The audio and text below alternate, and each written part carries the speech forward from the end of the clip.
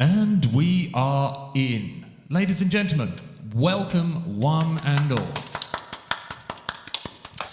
Tonight in this impromptu roundtable stroke socially distanced no table discussion, we are joined by a long-serving friend, a very devilishly handsome chap by the name of Mr. Stewart Goldberg. Hello, darling. Hello, sweetie. How are you? I am not bad, thank you, lovey. And we're also joined by Mr. Simon as well. All right. Yeah. we got Simon in just for the totty value. Are you saying I'm female? I'm not saying it. So, a little bit of background to how this meeting came along. Me and Stuart, we chat fairly regularly on Facebook, usually on the hot topics of the day.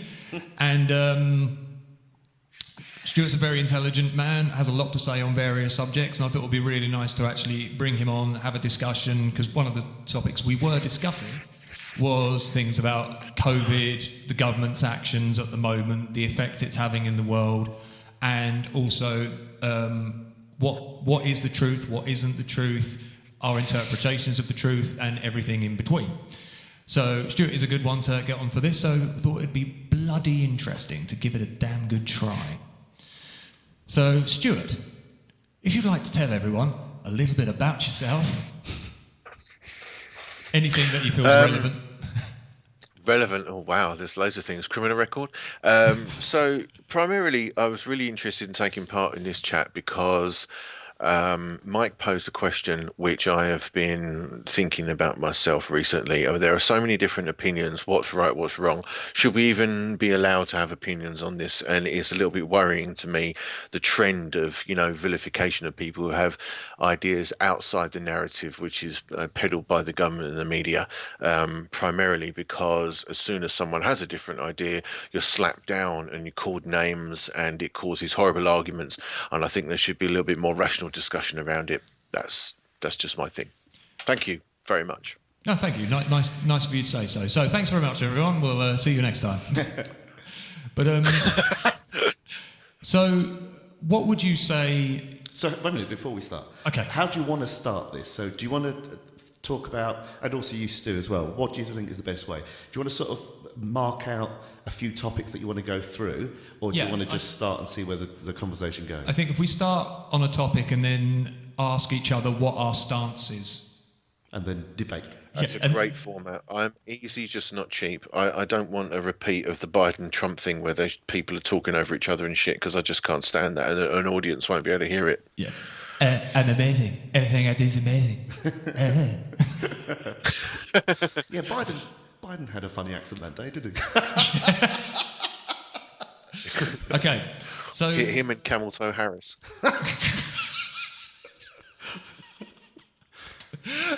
Sorry, I did my Muttley. You made me Muttley laugh there. Oh, I've got loads, trust me. So first of all, is there anything in particular both of you would like to cover as we're talking? I think the main thing when we were talking about how much of the COVID information that the current narrative at the moment.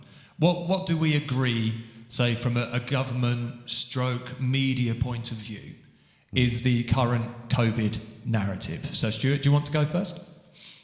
No. Okay, Simon. So in what way? What do we feel that the government are saying about COVID? What does the media say? What's the information that's out there? I would say, so my personal take on it is there's a lot of confusion about it. The science is saying one thing, but then within that, there's lots of different breakdowns, because certain elements of science are covering it in a particular way. There's obviously, the whole point of science is to discuss it, to debate it, so there's going to be differences of opinion, and also where people are finding differences in what they're finding. It's still such a new phenomena that most of the scientific community is just saying, this is what we found so far, but it still needs to be investigated a lot more.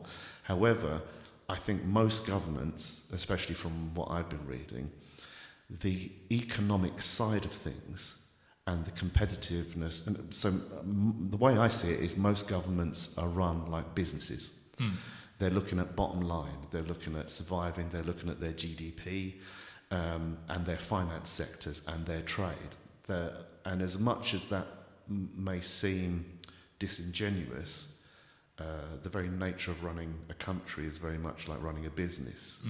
People need to work, they need money to live, but at the same time the country has to be wealthy to maintain a certain position in the world. Do you think, because what will probably end up, I'll probably act more as I will chime in on something. An arbiter. Yeah, I will sort of between, can you hear everything clearly, Stuart, by the way? Excellent. So do you feel that the government are following the science or not? No, Yes. I don't think they're following the science personally. Okay. From what I've seen. What about you, Stuart? That's a tough one. So I had a recent discussion with someone who you know really well, Andy Warner, and he made some really, really good points about the fact that generally politicians earn less than you would if you were in a corporate situation with such a huge budget with such an amount of employees. My take on that is that everyone in a corporate sphere earns hundreds of thousands, and each of those people on the board are directly accountable. The problem I have with the government is that there is not a fair representation in the media and the public that they have hundreds, if not thousands, of support staff earning ridiculous amounts of money to make these decisions with and for them. And then the government forms policy, and then they will make laws on top of that. My big problem with what's been going on recently is the fact that they don't agree with necessarily what the scientists are saying, but they'll go this direction anyway. So they'll give you a load of restrictions. For example, from last week, Chris Whitty even tells you on TV this won't work, but they just go and do it anyway. And especially when there's a financial incentive, that instantly makes me feel nervous. Now, that nervousness has recently been criticised and derided. Any amount of kind of gravitation we want to put behind that, and people say you shouldn't have an opinion which is different to the narrative. I've got a lot of difficulty with that, and that's the other reason I was really interested in taking this post on the discussion, because you should be able to discuss things. You're under no obligation to believe what you're told. You're under no obligation whatsoever, and whether it's belief or not, there should still be a discussion, and it should be open and frank, and everyone should accept what you say, even if you're completely crazy. So what is your take on, say, what the science currently says at the moment, and your take on how the government have responded, and if you believe that the government are taking any of the science into account, or if they are just going on their own agenda, on their own direction? Okay, so great. So going back to the premise that started this whole discussion about do you believe it's a a big conspiracy and stuff like that. There's clearly something going on. There's a different novel virus out there. Which is doing the rounds. It's causing illness and it's causing death in some people.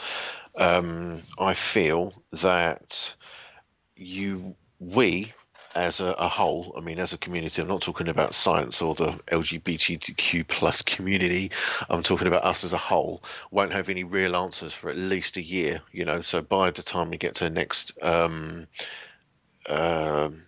March, April next year, something like that. And I feel that in the face of something which is supposed to be extremely virulent, transmittable, whatever, I would have been expecting a lot more people to have had it by now. So in the face of common sense, that's purely anecdotal, that's clearly down to me, obviously. But with what's going on at the moment, I strongly feel that the government's going in a different direction to what the scientific community is now saying. So some people are saying measures should be more draconian. They should be severe. Should have this circuit breaker stuff and all that. But we've never done anything like that before, and it's never been a method of preventing viral infection, because you just clearly can't. And on the way to herd immunity, there's only two things to do for that in my understanding. One is vaccinology, and the second is herd immunity. if it's herd immunity, we need to open everything up. With vaccinology, it's only for at-risk groups. So See, there you go. I've heard, I was listening to a podcast, as I do, and they were talking about the when we had various epidemics before, and they said, I can't remember which country it was, but when we talk about draconian measures, they literally walled up people in their houses who were infected. Yeah. And it did work. So there are, I'm not saying that we should go around walling up people, but there are... But they also tried that with the plague, and it didn't work. I think it depends as well on the transmission. So many circumstances with it. Yeah. So what I struggle to understand is that when people say, for example, that this virus isn't that infectious, and as you said, Stuart, that the amount of people, we should see more people who have had it, but yet with the amount of testing that's been done, there has been a hell of a lot of people who have contracted this. Now, does anyone know if have more people contracted this than, say, like an annual flu? Because, by the way, all the information that we're going to be talking about here is, again, what we've heard through our various channels. So all of it is probably fallible in some degree or another. I think that's a good point, because you read one study and then you read another study and the numbers are very, very different. Yeah. So early signs were, so this is going back kind of early March or February, the projections, I told you about I can't remember the Ferguson paper that was written and stuff like that. By the way, Stuart, when Simon's talking quietly, can you hear him okay? I'm so sorry. No, I'm on mute, so yeah, I can hear him perfectly well. Cool. I just, because I know sometimes I breathe heavy when I'm listening intently, so I kind of mute myself so you're not getting, like panting sex noises. Yeah, we don't want to get turned on too much during this. Sorry, very quickly, before we carry that thought on, TL James said, your deficit is 222 billion. Can't agree that most governments are run like businesses, Simon. A business would sink, or would have sunk a long time ago. So what do you think of that? Because I think the deficit's a lot deeper than that, personally. Sorry, go on, Stuart. Currently it's running at about 1.78 trillion, and the problem is with the businesses, which are different to governmental organisations, is that most non-governmental organisations don't have fiscal easement programs where they can just pump money into the economy. So both of you are correct. So technically you should go bankrupt as a government, but obviously you're not going to go and float the pound. In the days of fiscal easement where you can just pump finance into the economy, that's a moot point. It just doesn't happen like that anymore, unfortunately. Otherwise you'd have power cuts like you did in the 70s under Labour administration. So that's not a valid point anymore. So you're right, Simon. Okay.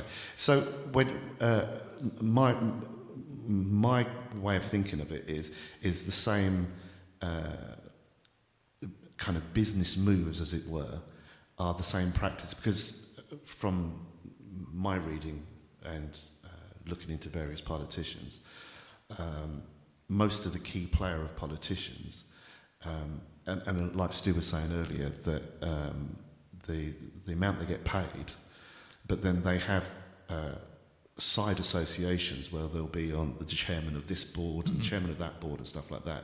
That's kind of the thing that really brings them in money. And then those kind of deals that are done, and I don't know whether you all agree or disagree with this, Stu, or you might, the deals that they do. So for instance, like housing is a big thing. A lot of the placing of companies getting contracts and stuff like that are very key to. There was a thing that was on the Andrew Marr show just recently where one Conservative politician had agreed a very large budget for another politician, and then that politician agreed a very large budget for so where they couldn't agree, scratching backs. Yeah, exactly, and that is that is the business that they're into. So I can understand what Thomas is saying there, but so like the US economy is it like that's about 2.8 trillion in debt or rising as well now. I haven't seen the most recent numbers on that, but most government, and a large portion of that debt is held by China. So again, what they can spend, maybe I'm moving off topic by examining that. We'll flip back in a second. So that's what I mean when I say that they're run as businesses, just in that way. It is about the GDP, how much the country can make, because that then cascades down to who's got money, who hasn't got money, and how that... And also you're looking at incredibly high stakes as well, if your business technically is sunk. Yeah, so even if you wanted to fight an epidemic or whatever, if the economy's completely in the sewer, that makes that so much harder. How do you buy in the vaccines or the scientific know-how to be able to then, when and if a cure is found? Sorry, go on, Steve. You've struck on a very important point there, which I hoped would come up, and I'm glad it has. So, current UK debt stands at about 2 trillion for the first time ever, basically, which is about 83% of GDP, right? Exactly as you mentioned. America's is 10 times that, which is eye-watering. Sorry, right? TL. Can't even begin to understand that. So when it comes to finance and vaccines, it's much like I align this with computer games. So computer games cost an awful lot of money in development, software, coding. You obviously know how much time that takes, working out bugs, UX, UI, deployments, and experience and this kind of stuff. When you actually get the end result of a computer game, you might look at the box that you have and this little floppy disk or whatever is the format that you purchase it on, with your clever little picture on the outside saying you're going to be able to kill everything with a little 18 sticker on it. You can look at that and say, why is that costing me $69.99? But what you don't understand, there's been something like 75,000 people hours behind that to get to the developmental stage. Same thing in vaccines and every other medicine, come to think of it, which is why I am deeply suspicious, moving back to the narrative that we were discussing prior, in the fact that if it costs that much to manufacture, I have a personal interest in this, by the way, because one of my best friends brokered a deal between the very philanthropic Mittal family and Oxford University to pay for the vaccinology program. So it costs an awful lot of money to get these things done. So much like the testing over here, you pay for yourself privately to get a test. It will cost anything from 75 to 120 pounds, where in Germany it will cost €5. Wow. Why will it cost €5? Because obviously it's had a lot of money pumped into it, like the public transport system. So it works at a severely deprecated rate, but it works out better for the people. So then when you go and buy your £9 prescription or whatever it is now for antibiotics, painkillers or whatever, that's the same process. There's been loads and loads and loads of money spent. So case in point, the Bush regime, I'm not going to call it administration, the Bush regime in the States, when they had their donors prior to his election, there's a well-known video that's been put up on the internet. I won't bother going into it now, but you can look it up yourself. And there's a front row of about 20 seats of all these guys. Yeah. And behind that, there's about 10 seats in this little concentric grid. And a little arrow comes down onto each one of how much they donated to his campaign. And it was pharmacological, petrochemical.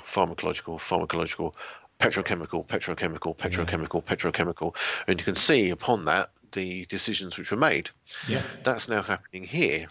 So I don't believe the NHS is up for sale, because that would be a loser for any government. But I firmly believe that you can't tell me that it is going to be in the interests of Great Britain, yes, to be having a vaccine forced upon us under those auspices, when it's been rushed through so quickly as a means of control outside herd environment, when you're not in an at-risk group. And it's not just about the money. It's absolutely about the money. So where do we get to with this? Why is the government putting us in these draconian lockdown situations, if not for fiscal advantage?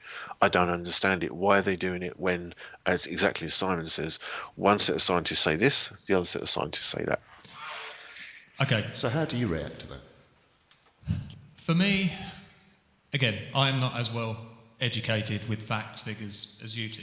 So I can only go at it from a... So, but just give your opinion. That's all it's about. I would say the fact is that you're in a situation where you're dealing, as you both said, with something where the goalposts are constantly changing, we're constantly learning, we're constantly trying to discover what is the best means of dealing with this. One of the worst problems we have in this country is its population and its attitude. There are different countries, as Stuart has mentioned before, when we talk about places like Sweden, they didn't lock down, is it Sweden who didn't lock down the same way? But did Sweden mask up? Yeah, well, yes, they did. Yeah. Okay, so, but again, at the moment, we'll come back to the mask topic on whether it's a pro or a con. There's certain countries who have seemed to have dealt with this thing incredibly well.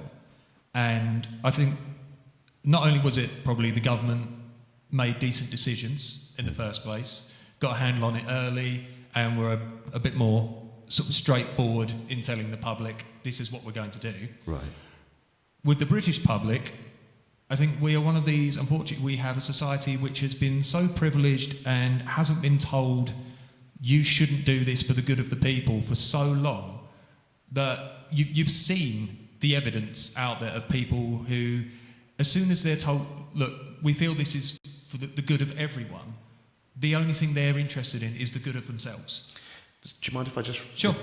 reply to this? So I think there's a couple of interesting things there, because I can understand the way you see that. I would come back with saying, though, another side of that is the amount of information and how mixed the messages have been. Personally, I think where you see that the least mortality rates have been with really decisive and good leadership. We're talking Sweden, South Korea. Well, so it depends whether you look at Sweden. I think it's Switzerland, isn't it? No, it's Sweden. It is Sweden, yeah. I think. I don't necessarily think, because they went for the herd immunity thing, but they still have, in comparison per capita, a fairly high, I think it's like 0.8 mortality rate or something. Whereas places like New Zealand, various other places, I think it was South Korea and Taiwan are two of the countries where, because they've had outbreaks before, they put in safeguards, and the people responded so well because they were well aware of how quickly these things can lose control. Yep, you're right. Taiwan particularly. Yeah, you're right. And so I think the message coming out as well has a big impact on people. Just like, well, wait a minute, Dominic Cummings can go here, there, and everywhere. Yeah. Why am I not allowed to? Oh, it's the privileged. This, that. And that does nothing to help the situation. So you think the indecisiveness? What do you? Sorry, what do you personally think about that? I didn't give a shit about that. I mean, I'll put it out there now as well that I don't support any political party, because where my political leaning would be is I would always have voted Green or Independent, but since Green started the unsupportable trope with climate change and did various things which I just can't abort. I've changed my mind on the Greens. I can't support them at the moment. The independent candidate in my local area was pro-nuclear, which I'm not. So because I think no nation should have it, to set yourself apart as a standard bearer, you need to set yourself up here, not down there. Okay. So, even though I'm a Megadeth fan, I don't believe in the nuclear deterrent. The nuclear deterrent to me is just a complete load of bull. So So for me, you're absolutely right about Taiwan. Yes, they had a different set of measures. And interesting enough for me, going back to the original subjects of the discussion topic, which was, what do we believe and what we shouldn't believe, and is there a big conspiracy?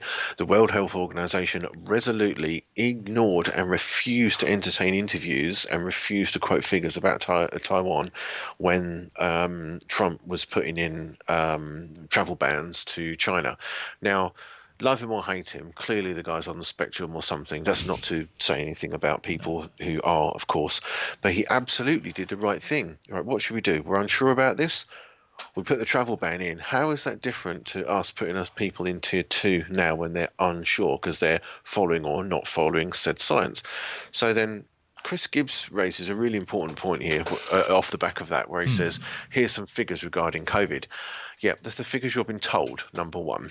That's the figures you've been told. They're not accurate figures. Like I say, you won't have accurate figures for a year. So put that out there, number one. Data extrapolation is only either by simple method or obviously over a period of time. Let's put that out there as well.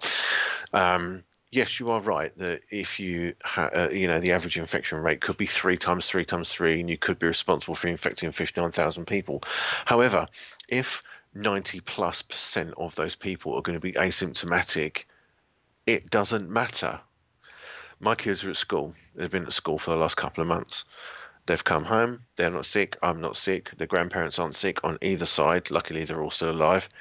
So what does that tell you? The most virulent virus, apparently, allegedly, in history, in the modern era, hasn't infected me, the missus, as far as we know. My eldest daughter's been tested because our next door neighbour did test positive. She was a childminder at the time. She didn't get it. We didn't get it. The grandparents haven't had it. So I don't agree when people say I could be responsible for infecting 59,000 people as a serious point, because completely it could actually be irrelevant. So going back to the World Health Organization, they refused to discuss the Taiwanese solution. That was a big problem for me, because clearly, as Simon just said, it was successful, and it is successful, same as New Zealand. Why did they refuse? How were we supposed to... Sorry, Chris, just say that again. You cut off there for a moment. Just say that again. Sorry. But why? So why? How are we supposed to take what the World Health Organization says is serious when they absolutely refuse to look at a successful model and say to the rest of the world, this is perhaps what you should be doing? That's troublesome for me, because Chris Whitty, other people from SAGE, Anthony Fauci from the US, for example, has said, it's difficult to make comparisons to other countries. Yeah, I would agree with that. There are too many variables in the equation. However, why did they refuse to discuss the Taiwanese model and the Swedish model and the Swiss model, as you say? Why did they refuse to do that? If that doesn't point to a conspiracy, I don't know what does. What do you think on that? First, I think, again, conspiracy is a very strong word.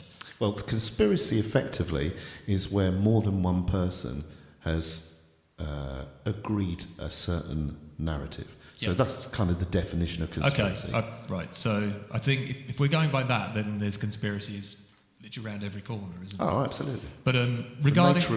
human nature. Again, regarding this one, and something that we did talk about in that Facebook chat we had, is that I agree that when we talk about conspiracy of is the virus real, I agree completely that it is real, and I also agree in what we agreed on, that the government didn't plan this. It wasn't put out there to cripple various nations or as a weapon of war, anything along those lines. But governments, as we know, through all about history, know how to capitalise and spin a bad situation to their advantage. Yeah. So I think that is more likely what is happening, where the government see an opportunity, as I said, to pass maybe while there's... And we've had this before. When there's something major going on in the world, it's a great time to kind of sneakily pass things under the noses of people. Ultimately, there was that example during 9/11 and various other scandals where politicians have sent internal memos around saying this is a perfect time to let that information out because it will just be chip wrapping tomorrow while the big news is whatever. Yeah. So I think, because Stuart, something you said about quoting about the World Health Organization. Who? Sorry, is it the... No, that was a joke. Who? World Health joke. But because you quote a lot of their information when we're chatting online and things. So, but usually you're in favour of what their information is. So, and here you've just been criticising their actions. So, to you, are the World Health Organization, those people, are they to you more an honest group who you would pay attention to, or do you feel that they are playing a certain narrative, or do you think it's a mixture of both? That's a great question. I think the big concern... Sorry, can I have that in writing? That's the first time anyone's ever said that to me. That, That's a great question. So we'll arrange something, I'm sure. So I've got two big problems with the information stream, the information narrative, let's call it, from right when the whole thing started and now. And the first thing that bothered me was the lack of accountability that they were asking for from China.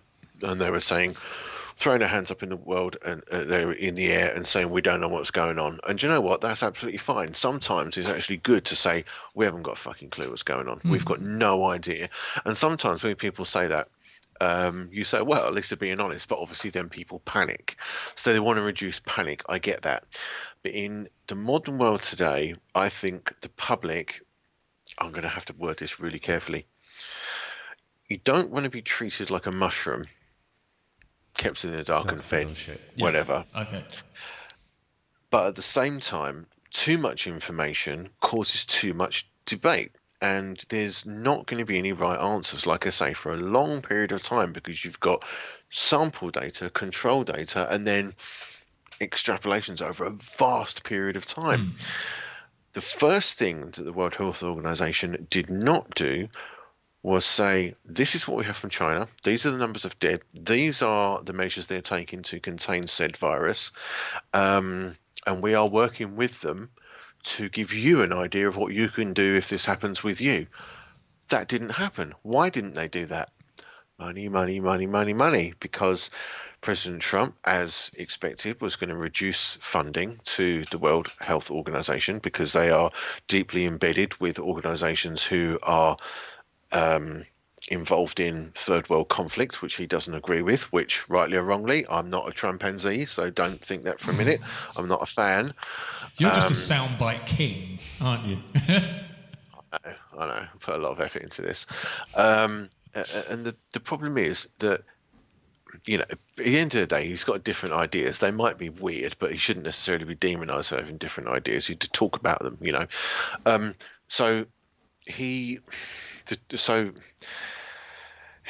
The first thing that he asked for was accountability. He didn't get it, and he said, right, I'm going to cut your funding. But they weren't bothered about that because they're getting all loads of money from China. So then they couldn't make up their mind about masks for 6 months. Look at the studies, exactly as Simon said earlier, look at the science behind it. They say, we've got loads and loads of studies for influenza, and regardless of whether or not you think it's a similar virus, you know, it's an upper respiratory tract infection. So if you're not coughing and spluttering because it's in your upper respiratory tract, you're not going to be infecting anyone. Oxford University have said this directly, and WHO said the same thing. So if you're not coughing and spluttering, you're asymptomatic, in other words, you've got the virus, you're not going to spread it to anyone.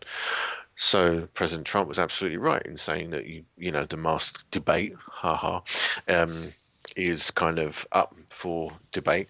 But there was absolutely a fiscal incentive behind the WHO's, behind their rhetoric. And I find that deeply concerning, because what that means is they don't actually have your health at heart. They have something else in mind. So there's an amazing amount of distrust around the information that they're putting out now. So there's only going to be confusion. Yeah, I was just going to read, if we keep that in mind, TL just said, I worked for pharma. The money to research and produce drugs compared to profit is astounding in the US. Farmers make the bulk of their profit during the first 7 years of patent. I can only give an example when I worked at, was that Pfizer. Metformin, less than 100 for 30 supply. This includes research and development, $170. Our drug costs about 4 times more than yours. Yeah. Correct. Correct cost $1. Metformin is used for diabetics. And also as well in England, so it's subsidised. But in America, they, again, one of the lobby groups, this is going back to kind of like the Reagan administration, there were certain safeguards that stopped them inflating prices ridiculously. All those safeguards were taken away by, I'm pretty sure it was the Reagan government back then, and from there, it just went mental. I was looking, because a friend of ours who we were raising money for, I was looking up the costs. Look, she told us the cost of her cancer treatment, because she can't get it on the NHS. Certain treatment she wants has to come privately. And they said that in certain hospitals and certain places charge 10 times the amount of the initial cost. But sometimes that can just be because of the variation. So how the certain chemicals are purified, obtained, whatever, that can increase the cost. There's a load of different reasons why that might be inflated from one area to another. But in England, there's still, although that's getting worse, and also that's one of the reasons America wants to buy into England because of Brexit. They want to get pharmacology really nailed down here, is because they can then move these figures into astronomical values where it's kind of fairly controlled in England. I just want to get back to what Stuart was saying about the WHO as well. And I agree with pretty much everything he was saying there, but I think with a lot of this, government, WHO, different organisations and stuff, one thing that we all tend to overlook is the human condition. All of us have set biases. All of us, even as hard as we try not to be biased, there's certain things that we see, and it's the nature of our evolution. We make a judgment call as soon as we see something, because that's how we've survived. You know, you see a glint of an eye in the undergrowth. You know, our hunter-gatherer ancestors, and is it going to kill me, or do I need to kill it? You know, that's just evolution. So there's the element of incompetence, and there's also the element of vested interest. With the WHO, they're supposed to be a non-profit, but at the same time, like every other business, there's a bottom line. They have to be able to survive, and they have to be able to curtail and kowtow to various regimes, various factions. So that's what happened with Trump pulling his investment for the funding and stuff like that. So there's a very political side as well, unfortunately, to what they do. As hard as they try not to be, they still have to pay certain respects, or kowtow to various tickle the palms of those. Yeah, I really do think so. Do you feel, and this goes actually on the subject of the human condition, with how you were saying about how the different countries dealt with these in different ways, and the information was given. In this country, we had mixed signals from the government. Do you think, with the British population, as we've experienced and we know them to be, do you think even if the government was to have come out with a more direct line, like these other countries did, a more controlled line, a more factual line, do you think we would have had would the response have been the same? Would it have been better? Or do you think that because of the nature of the people of our country, would there still have been this element of people coming to their own conclusions, people pushing back because they thought it was infringing on their rights, just because of the fact that we haven't experienced something like this? I think the nature of... Sorry, Stu, go on. Do you want to go first? Or? Yeah, sure, man. Thanks. Very kind. I think... if there would have been a balance of opinion, like if there would have been a lot of analysis of, not analysis, that's the wrong word. If there had been a lot of representation of how things have been handled previously with pandemia, wherever the plural will be, if there had been an in-depth representation on the media, rather than just minute to minute to minute, which is why I don't read tabloids. I mean, literally, it's pointless. It's, having something which is happening now or happened an hour ago or is going to happen in 2 hours. What difference does that actually make to your life? This is where I look at it. What difference is that going to make to your life? If I actually heard about something that was just catastrophic that was happening right now and I heard about it next week, what difference does that make to my life? Very little. Now, that sounds selfish, but it isn't. It's a manifestation of mental accommodation, okay? So what I think should have happened in line with the current situation is this is how we've dealt with things previously and what we've seen. That didn't happen. So everything is causing reaction, over-analysis, if there's any such thing. And what I possibly think I would have done differently representing this if I was running a media station or a tabloid, which would never happen, would have been, just so you know, guys, of X amount of percentage of a population, this amount of people will get it, this amount of people will die, as far as we're aware right now. However, there's a suggestion that this could happen, what we honestly don't know. So don't be too afraid, just be careful, all right? We just want you to be careful. And so if the buy government toilet came out paper. and said, yeah, right. So if the, I've got shitloads, by the way, two for £10, 8 for £10, 3 for £6. So if the government would have come out and said, right, we're going to lock everything down, close businesses, schools, employment, we're going to pay you to stay at home, and we're going to see what happens. We're going to close everything down for a month. And I mean literally everything, completely. No pubs, restaurants, nothing. If that doesn't necessarily stop it, it just delays this second spike. Flattening the curve has never been done before. It's total bullshit. It's not, no one in the scientific community has ever, actually used that phrase before. Flattening the curve is complete rubbish. Why is that? If they'd have said we're going to shut everything down for a month, like the whole world, and it stops it, great. If that doesn't work, then we're just going to go for herd immunity and stick to one thing, because one thing has clearly been shown to us: the lockdown and the lack of adherence and the impossible thing, as Mike just mentioned, which is the human condition for us to do so, has now just delayed a second spike. And that was always going to happen. Lockdowns do not work, and that's now can be seen. So these milky, watered down tiers and things, Scotland's going to 5. Is there going to be someone with 7 tiers? The amount of ridiculousness around this is staggering. Stu, can I just Go ask for you? it. You were saying about flattening the curve never works. Could you explain that? Why doesn't it work?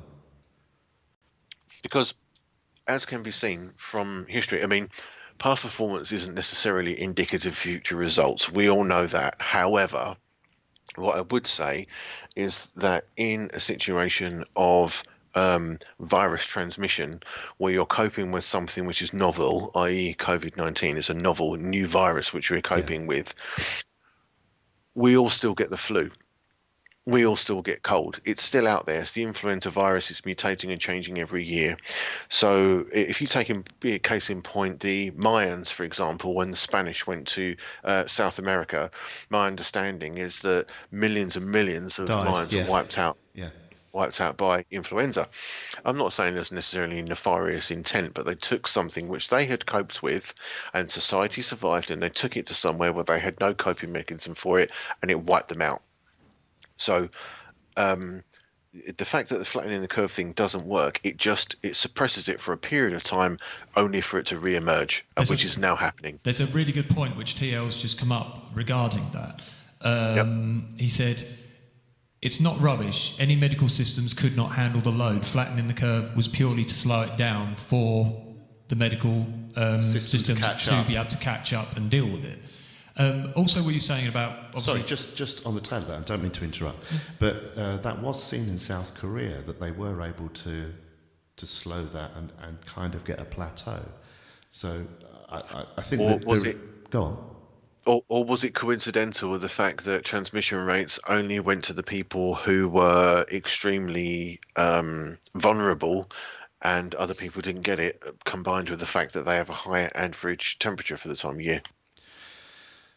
So there was several studies that looked at this in retrospection, and most of them saw that the implementation that South Korea did seemed to respond and have greater effect, and they couldn't find a necessary other explanation. Oh no, it was because of seasonal temperatures. Oh, it was because of this, that, and the other. Because I think they had part of not a monsoon season, but it kind of tailed through. I think June or July or something like that. So again, because it's very new science, as best as they could see, that did seem to flatten the curve. And also, again, with most of the countries, the biggest problem is ventilators.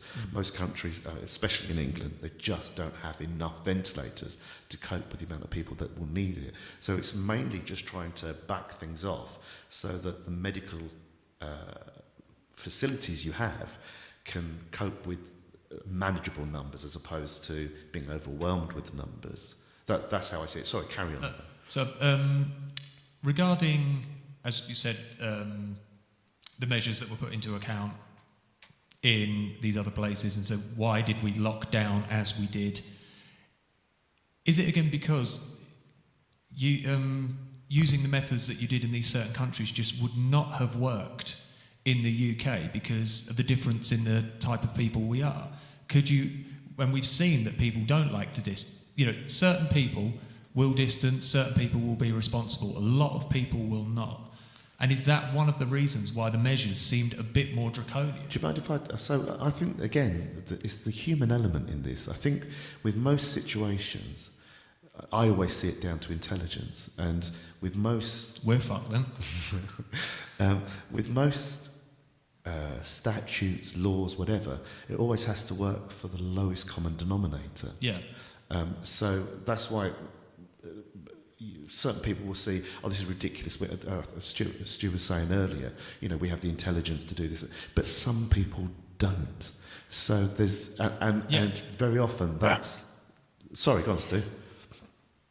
Thanks, buddy. I mean, I personally wouldn't have locked down in the fashion that we had. What I would have said is, if you're an at-risk group, it is best that you isolate. And if you have comorbidities, if you are over a certain age, 60, for example, I know these aren't necessarily practical measures, but it would have saved the country an awful lot of money, heartache, stress, overdose by drugs, death by suicide, emotional and physical deprecation of the family, horrible, experience of domestic violence, which has been increasing. Would have saved all of that if we'd have just said, if you are in an at-risk age group, an at-risk group, have comorbidities, then you must stay at home. We will look after you, and the rest of the economy will crack on to provide for you. That would have been my preferred method. I don't think you can run a prevailing, successful society on the 1%.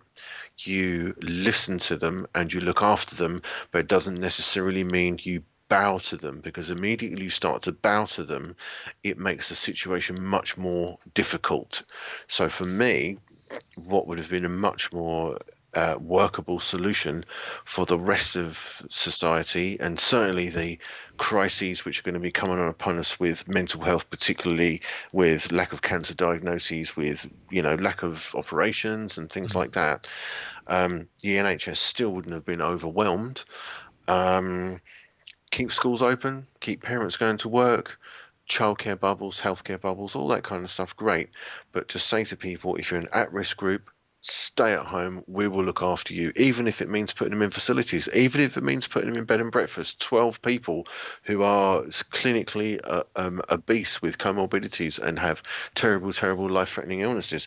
That would have been better than closing down the country with loads of argument, misinformation, we are or we aren't following the science, ruining businesses that people have been working on for, countless years, on all that kind of stuff. Judge Judy, one of my favourite people, if it doesn't make sense, it's not true. This just doesn't make sense to me, and I've thought about it for hours and hours. It's caused me sleepless nights. I've seen the effect it's had on my children. I've had to turn the news off because they're saying, "Does this mean we're going to get it? Are we all going to get this?" I'm like, no. Then you try and explain what asymptomatic means. They don't get that, and that's wrong in my opinion. Do you think, though, a large part of this at the beginning was obviously the lack of information we had, and the science was still in so many different camps at that point. We didn't really know how dangerous this was. We'd seen the impact it had. I mean, I had a friend of mine who was over in China when this kicked off, and he was messaging us, and he was saying that he was looking out of his hotel window and he was seeing them loading the body bags into the vehicles. So at that point, we knew this. Yeah, so we knew that something was badly wrong here. The information we were given was this could be serious. It's having this effect. So therefore, and we didn't have the science to say one way or another at the start. So I think it's easy for us in retrospection now to go, at the start. But if you have very little information, I think your knee-jerk reaction is always going to be belt and braces. And also as well, that thing of, I agree. Like, again, I see as kind of intelligence. We did see that in South Korea and also in New Zealand, where they literally had one person who then passed it on to a load of people in both situations. I think in New Zealand they let somebody out because a family member died when they came back, and then there was a spike in numbers just from that one person. So in South Korea, where someone went to a nightclub and spread it massively. And it only takes that. So the majority of people go, all right, we're intelligent enough, we do this. It takes one person who thinks, well, it doesn't apply to me, or they misunderstand the thing, or maybe their reasoning, their own truth isn't within this, I'll be fine, I won't cough on it, and some of it. And also as well, like where Stu was saying earlier, that the Oxford paper said about it being transferred by spittle, basically. But also they did say in that paper that it can be passed by touch. It can be passed through sweat, or even, you rub your mouth and then shake someone's hand. That can stay on your hand and still be alive. And then, so it wasn't just that just by spit. And something you can add to that since we were in lockdown, and a lot of parents and families have been shut up together, they haven't been mixing or commingling. The amount of people who've said that our family hasn't been ill with pretty much anything. And then as soon as the kids started going back to school, so many parents I know have just said, we've just come down with this, kids have always been the worst spreaders for it. Because don't have kids. Like, what I would... Yeah, so... Sorry, go on, Stu. Thanks, mate. So when schools went back in September, in the first 2 weeks in Essex Education Authority, 1,900 children were sent home with cold or flu-like symptoms. That's nearly 2,000 kids, because they were worried that they would have COVID symptoms. So what that meant was the pupils would go home. So barring the health implications, and obviously the fact that people might get infected and die and whatever, if you have comorbidities, if you're in an at-risk group, if you're an elderly person, for example. So there were 1,900 children in the first 2 weeks of September that went home. That means the parent can't go to work. That means they have to stay at home. They have to isolate, probably their siblings as well. Could affect the whole of the school year. Then they get a test. They go to Stansted or wherever, but they're suspiciously all empty, just throwing that out there. And then they go and get the test, they're negative, they go back to school. So all of that was a waste of time. And on top of that, again, I will state that asymptomatic spread is far from proven. It is just another worry. It's another stress factor to add into all the other things that we were just talking about. And yeah, you're right. They did say it was possible to transmit through sweat, but they're now saying that's not true at all. And, like I said, it's impossible to compare us to other countries, but when you look at Sweden and I can't remember the epidemiologist who used to be head of medical science there, Teague, it reminds me of the name for tattoo patches, Tiger Derm or something like that. Can't remember his name. And the guy basically said, yeah, I might have changed my mind. I might have reconsidered that. And the Daily Fail and the Tory Graph and like the Mirror and all that rubbish, they're like, Sweden changes its mind. That's not what he said at all. What he said was, I would have a considered response, or I might have changed my mind. Are you telling me that the Daily Mail blew something out of proportion? Come on, man. Can you imagine? I know. Like Russell Brand said, preface every headline with "Be afraid because," and basically he said that he could have changed his mind. Exactly as Simon said right at the start, you've got to be open to interpretation, you've got to be open to lots of different ideas for a conversation in the scientific community, and that's not what's happening in the public sphere. You're instantly, what I worry about particularly in regards to this whole thing is that people are wrongly ascribing legitimate disagreements about COVID-19 to ignorance or calling political questions immoral. That's my major problem with this. But is that... Sorry, what I was going to say is, could you just we've got those two comments? We've got some good comments coming in here on that. Cool. Let's have it. Can you remember what you were going to say? Read. Or Sorry, I was what babbling were you on. just Sorry. about to say? Hang on, this is me trying to remember something. Is it you having a big poo? Yeah, it's the same face. Hang on, I'm sure it'll come back. TL says, it would be interesting to hear a discussion about this after the winter. He said, sorry Stuart, but I think your understanding of microbiology, herd immunity is very lacking, which will give you a chance to respond to that. Sorry, just on that actually, I had my next door neighbour's a GP, and she did a large part of she was active in some studies in herd immunity and stuff, and she was explaining to me as well. My understanding of herd immunity was quite obviously so very basic, and she was explaining why the idea of herd immunity, as we kind of understand it in populism, because it's been spoken about so much, may actually be quite inaccurate. So we'll come on to that. Sorry. Chris Gibbs, I agree with you actually. Okay. Yeah. I heard a conspiracy theory regarding COVID-19. Disclaimer, how much truth there is behind, I don't know, but maybe TL can shed some light on this, but here it is anyway. According to this conspiracy, shortly before the outbreak, China and the USA signed a trade deal in the 11th hour. China added a clause stating that they wouldn't have to honour their side of the trade deal in the case of a global pandemic. Then about a month into the USA honouring their part of the trade deal, a new virus is discovered in Wuhan. Again, no idea how much truth there is in that, but if it is true, what the? I will bang in 60 seconds or less. Do you need a wee? Absolutely, I do. 1 minute to drain the main vein, as they say on Skid Row. 1 second. I need a wee too, so you What's go. What's wrong with you, Jack? Okay, we'll discuss. We'll discuss, and then Stuart can come back. Then you two could discuss. Take it, Stu. We'll do wee relay. You're in. We tagged. So what's your take on a conspiracy about this as to get out of to break a trade deal, basically? So I've read a few different conspiracy theories, and then I've tried to do my own research about it, and there's, as far as I can find, absolutely no truth in that at all. Okay. The US and China have been bitching over various trade deals, and as superpowers do.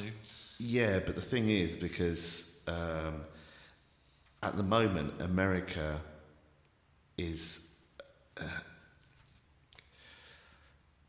taking this kind of stance where they don't necessarily, they're moving away from politics and kind of moving into kind of a more not even a car salesman type of dealing, but and so what's happening is a lot of the other countries are responding by being very hardball against them, and a lot of this as well is that there's a lot of backdoor deals going on. Speaking of backdoor deals. Oh, really? Oh, sorry. You're going to give me some wipes. Excuse me. Oh. Sorry. Glad we've got our screen up. Excuse me, I'm so sorry. Neil's just put Simon having a wee as a consequence of imbibing a liquid. You wouldn't understand. So TL wrote here, viruses mutate, they can tell if they came from a lab and if it didn't. And that's actually a really interesting point he's made there. Yeah. I doubt almost all scientists in the world would join together to lie. So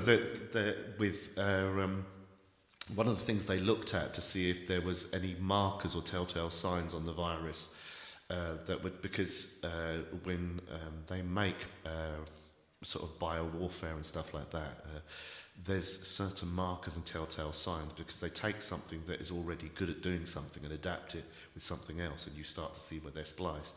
But when looking at this, it seems like a completely new thing. So it's a lot, obviously it's way more complicated than I've just said it there, but there doesn't seem to be any telltale signs, and that's been looked And these experiments and the DNA has been broken down several times by various different biological studies, and there doesn't seem to be any traction in anything that it was manufactured. Okay, so while I go for a week, I shall bring this one up regarding what you were saying about the general, we were talking about the general spread of things, and also people who are asymptomatic.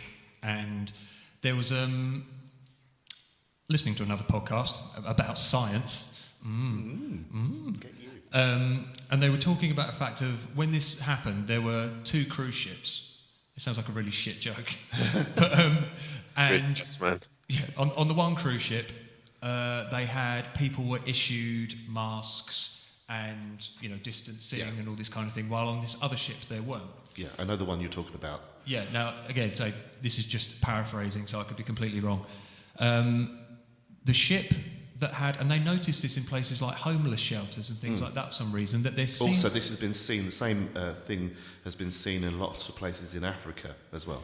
That there seemed to be, even though I don't think there was much of a difference in infection rates, but with the people who wore the masks, there were a lot more asymptomatic.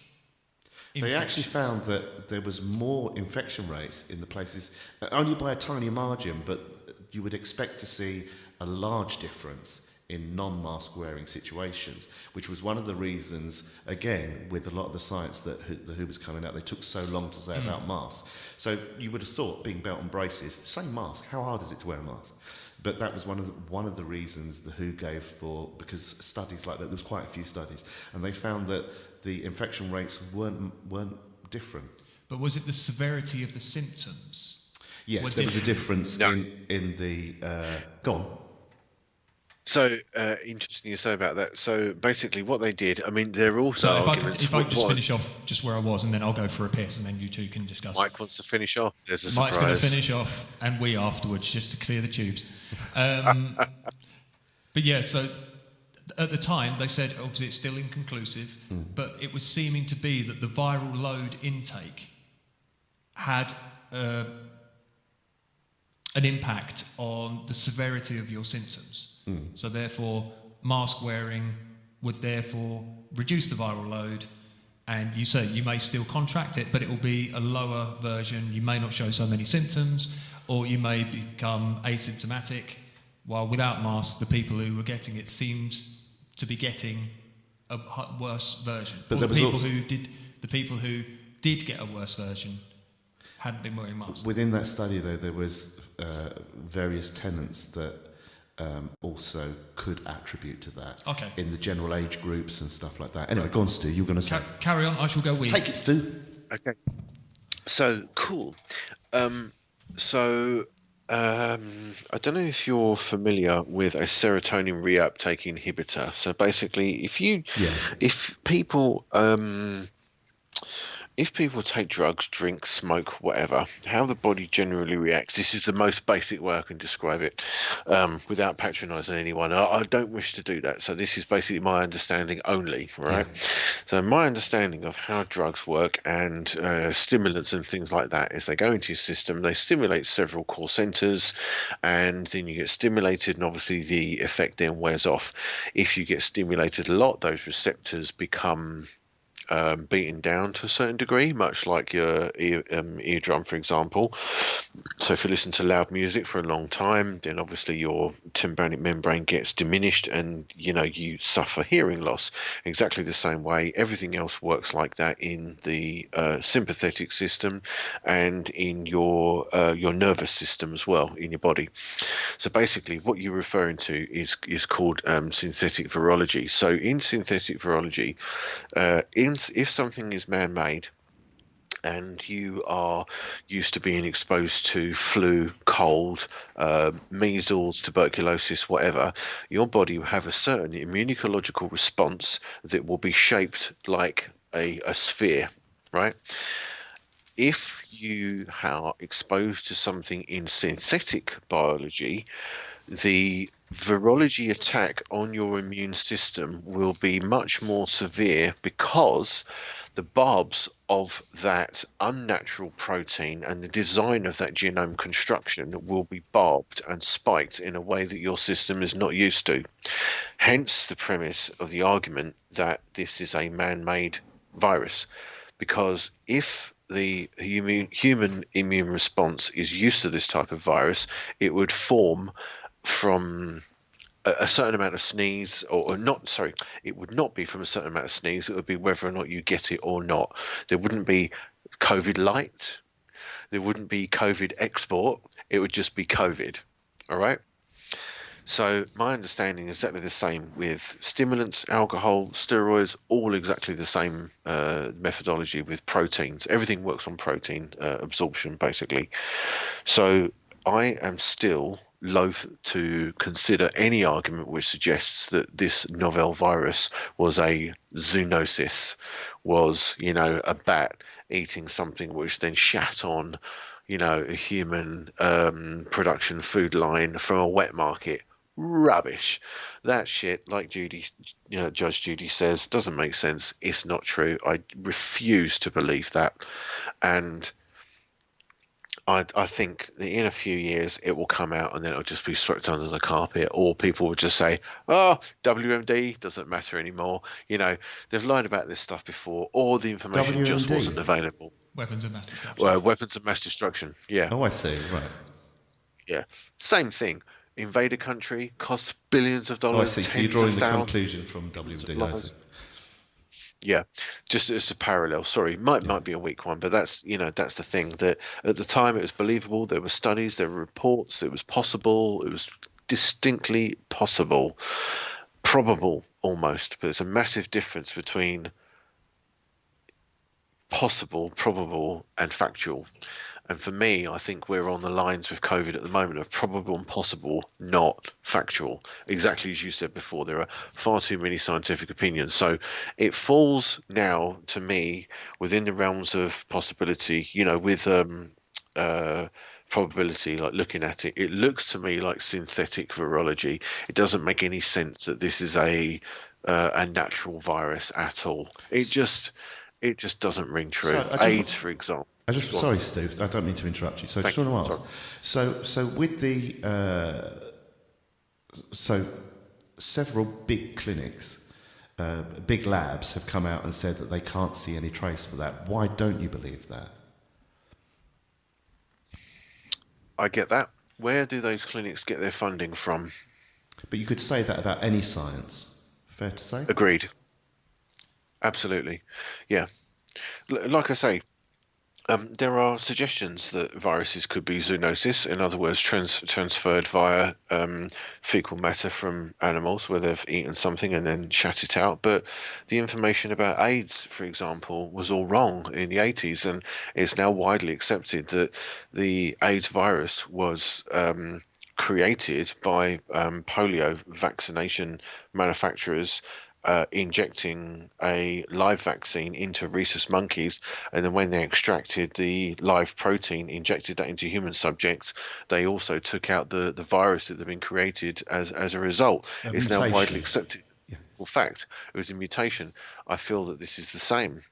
And there's a lot of argument backwards and forwards, but the media don't seem to be willing to address this fact. And whether or not, as you pointed to previously with the work going on in Wuhan, there are only a half a dozen maybe labs of that necessary complement, like a level 4 lab able to produce these viruses in the whole of the world. That's not a conspiracy, that's fact. I think we would agree. Yeah, absolutely. So something. And they just happen to have, and they had like a $20 million grant from Fauci in the US the year before to work on these type of viruses. Now, it may well have been a massive accident. It may well have been. That is despite the fact now, and the people that have died, not disrespecting them at all, of course, but the response to that should have been 100%. Or just herd immunity, because as you can see from chicken pox parties. We were talking about it before. Kids will say, right, okay, one of the kids in the group has got chicken pox. Then all the mums in that group of 2, 3 or 4-year-olds will take their children to that group. So they get chicken pox, they're done with it, and then you don't have it for the rest of your life. Why is it not the same? Because, sorry. I was going to say, with viruses of this nature, or as we know, for example, you don't have flu parties.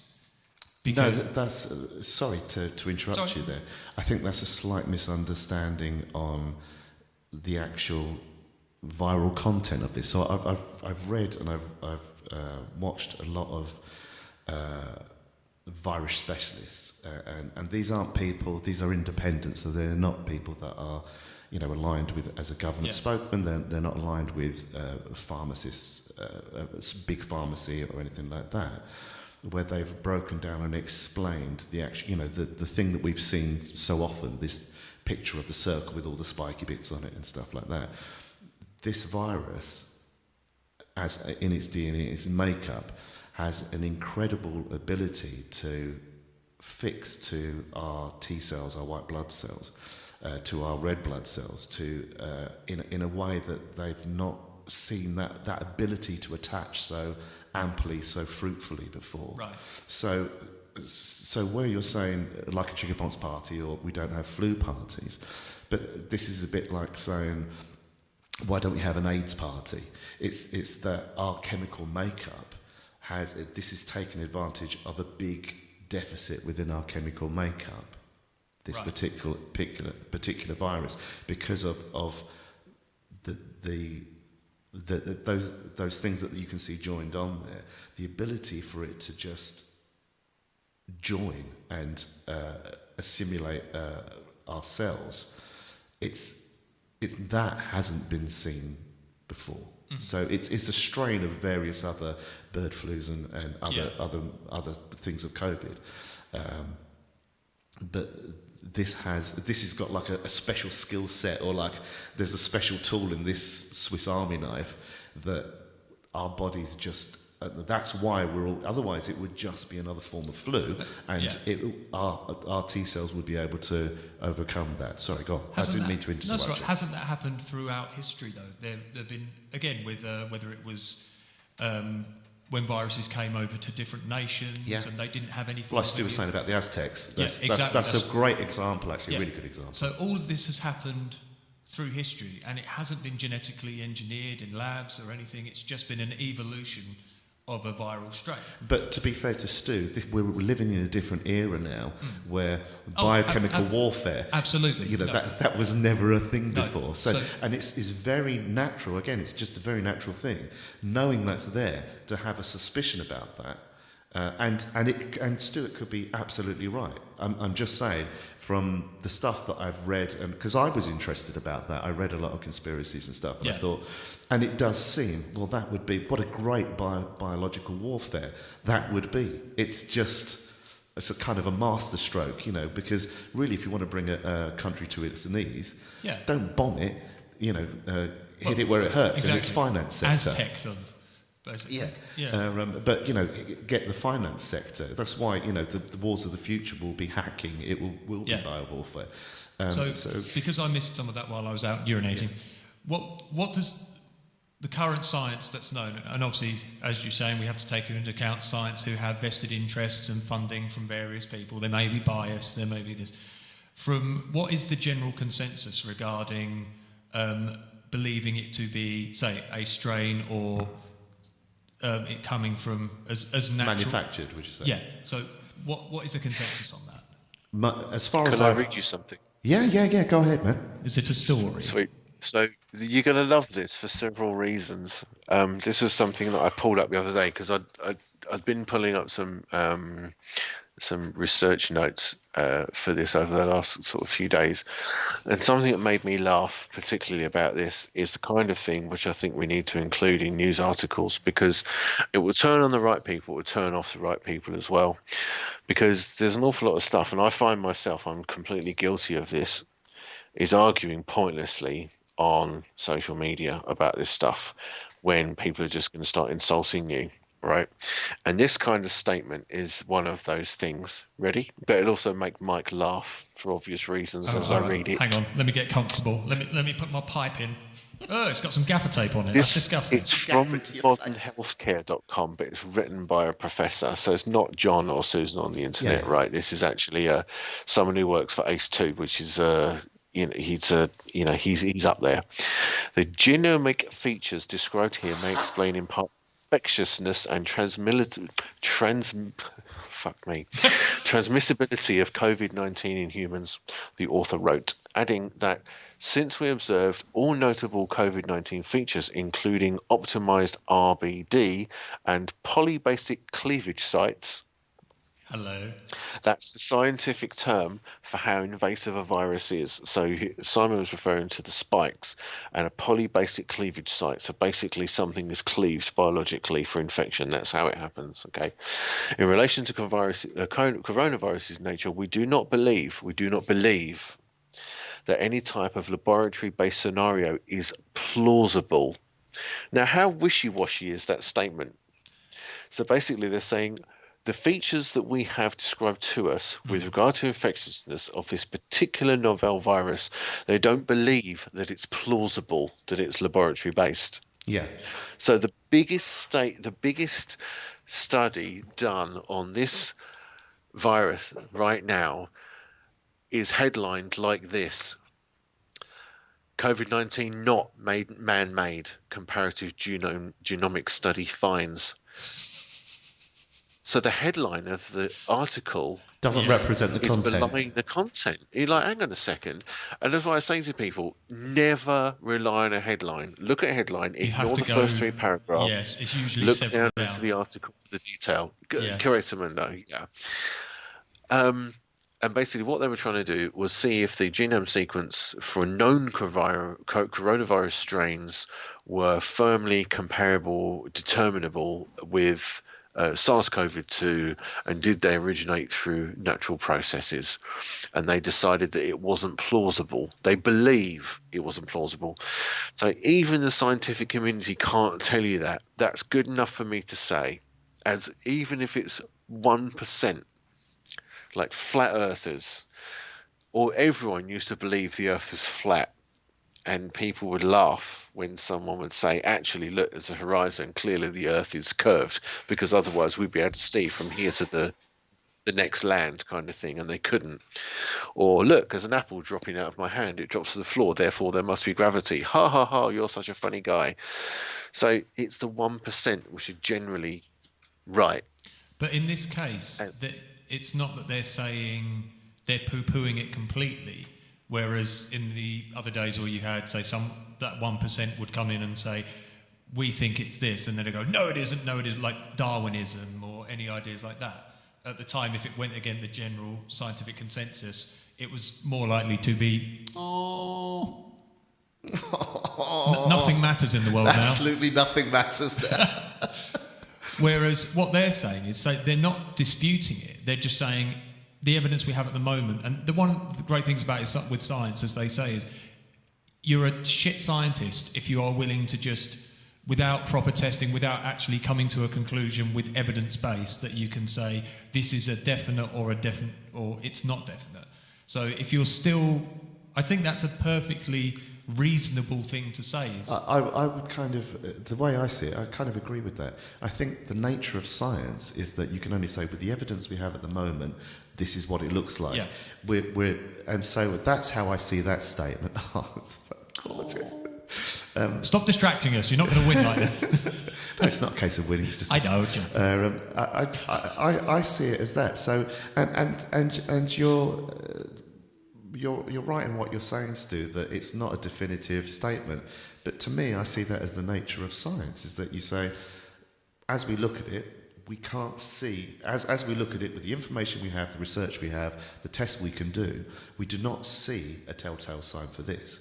But we're still not ruling it out, because we're still at very early stages. Yeah, and more evidence will come through. Yeah, exactly. As time goes on, we will gather more information. Can you see that, Stu, or can you not? Oh, are you there? Yeah, sorry, I'm on mute. I was just asking Elodie to put the dog out. That's Take the dog out, babe.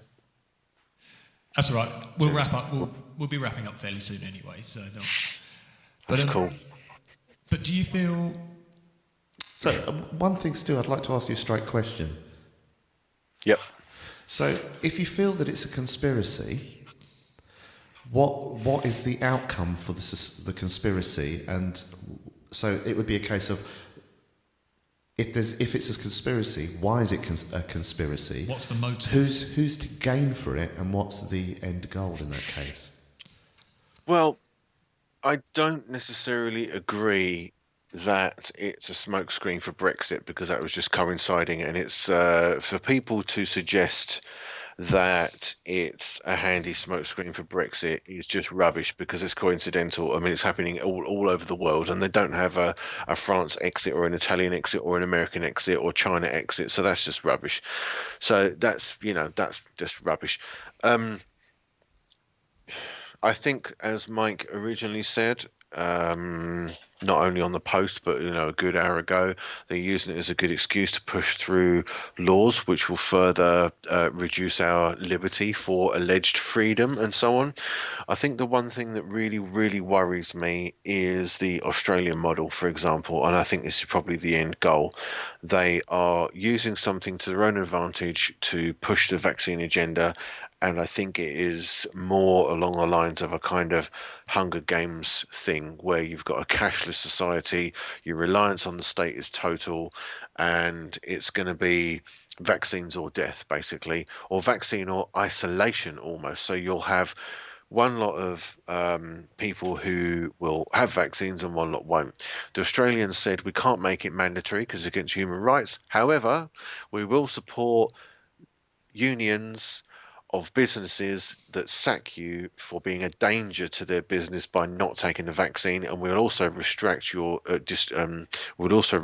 access to leisure facilities, restaurants, gyms, all that kind of stuff, travel in and out of the country unless you can show a vaccine passport. Now that, to me, is dangerous, because as you previously alluded to, people's vast understanding or widely accepted understanding of herd immunity is wrong.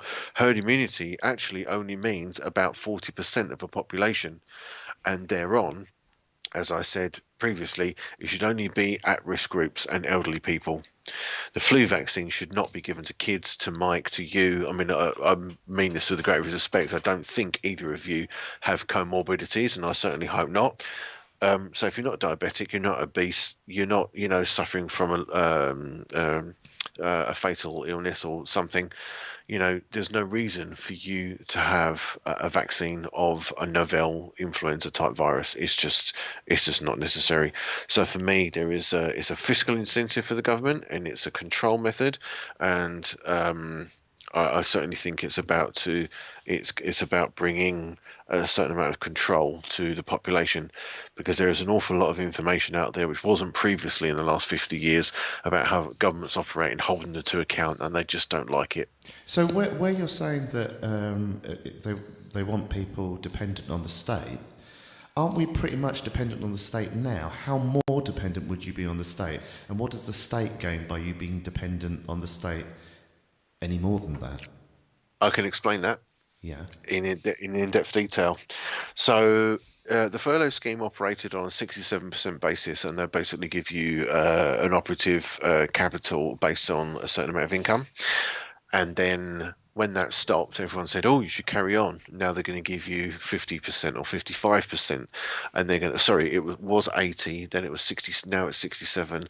The next time it will happen after the third spike, which will be repressed due to lockdowns, which don't work, they will then offer you 50%, which means your operating capital and your ability to function, pay your bills, will be reduced even further.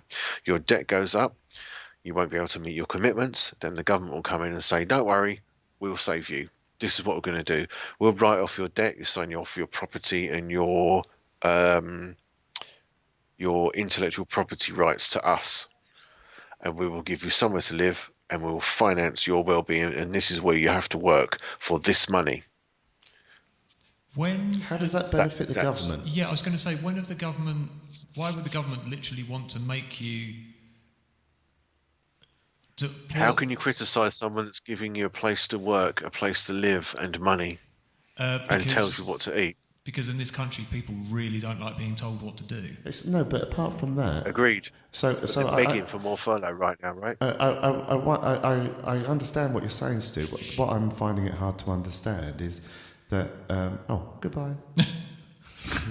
Fine, go then. That was a door swish. It was like. Sorry, carry on. So what I'm finding it hard to understand is that if that was to happen and the government could do that, having you as, the way I see it at the moment, we're all batteries for the government, or we're all batteries for the upper echelons anyway. Yeah. We work and we pay, but all of that funds things further up the line. And as much as we feel like we're a democracy and we're free, really, if you think about it in terms of logic, we're in a system where we feed the system further up. I don't understand what would let's follow that through to its logical conclusion. That the thought experiment of that. If they gain your house and your intellectual property rights, how does that enrich them? Yeah, doesn't that make you more of a drag than anything useful? Not at all. It means that they get to operate with impunity without criticism. So what you're then saying is that it's a move towards communism. It's a move to totalitarianism. And interesting, you brought up the point about democracy earlier. Do either of you think that if the Brexit vote had any real meaning to this country, we would have been given the vote in the first place? Now, I'm not for or against Brexit. Let's put that out there right now. I don't think we should have had the vote. I don't agree with what has happened. I don't agree with it being given to the public. It's an important vote, apparently. But if it was really that important, it would have been that easy to do. Do you think we'd have got the vote in the first place? Of course not. Those kind of decisions are supposed to be given to the government. They've abdicated their control on their relief methods by giving it to the public. That was wrong, in my opinion. But it was a very tight line there. Yeah. And also, Teal James Thomas here has made a really interesting comment here. The rich have never been richer. Why would they change that? That's a really valid point, don't you think? And something I just want to add there is the whole with Brexit. It's again, this is just my opinion of what I saw and what seemed to be. It seemed that because it was Cameron who called for the vote, wasn't it? Mm. Now. Yep. I get the feeling that he thought it was going to go the way they wanted it to. And it was such a shock. I mean, he resigned straight afterwards, and his words were, I can't work basically in the parameters of what you voted for. Whether that's true or not, don't know. But the fact is, then all they did was hold it off for as long as possible. It went from clusterfuck to clusterfuck to clusterfuck. It was just, there was no, as you say, if there wasn't anything, if it wasn't something that important, why would it have had such a clusterfucking impact all the way through it? Because he knew that it wouldn't necessarily have as much effect on us as it would have the rest of Europe, because Italian exit is coming next. My company, as you know, are based in Italy.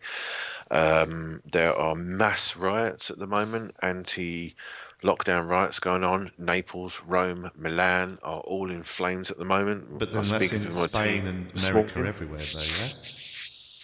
No. We're talking bigger, a lot worse. So France are going into lockdown tomorrow, which is going to massively upset a huge swathe of their tourism, obviously in skiing season from next month. Really second week of December, but it's going to upset their tourism again. But at least I've got it right this time, because Macron's complete twat. But Italy are really pushing back. Their population is a lot older than ours, and their respiratory health is a lot worse than ours. So I was in, as Mike said, with his experience of travel, I was in Milan in December in a room with well over 100 people. And as far as I'm aware, Yes, there have been people who are ill. Yes, there have been people that died, but no one directly from my team nor their families. And they said that the Italian government, because they're so corrupt, they don't trust anything they say any time ever. Can I say And though, sorry, very quickly, that Carrie has various friends in Milan, and she has friends who were working in the hospitals at that time on the COVID wards, and she explained what it was like. It was absolute bedlam. It was just triaging who was going to die, who you could treat. It was. I know. I've had the same experience from a couple of people that I've known in Spain and also France as well. And because we don't see it seems we're sort of gone. Yeah, I would agree. I would agree. One of my friends, obviously I can't say who, but one of my friends works at Broomfield as an ICU manager, and he said that the people who were in Broomfield who were very unwell had significant comorbidities, elderly and obese. And he said there wasn't one person that he treated who wasn't extremely overweight. I know in total, actually this is one thing before we finish, and I must go shortly, but yeah, sure. One thing I'd really be interested to straw poll, right?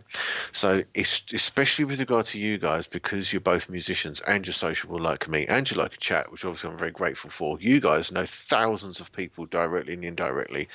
So I recently cut, and guess what? I didn't even tell anyone about it. I cut about 500 people off my Facebook, but I've still got 1,000 on there.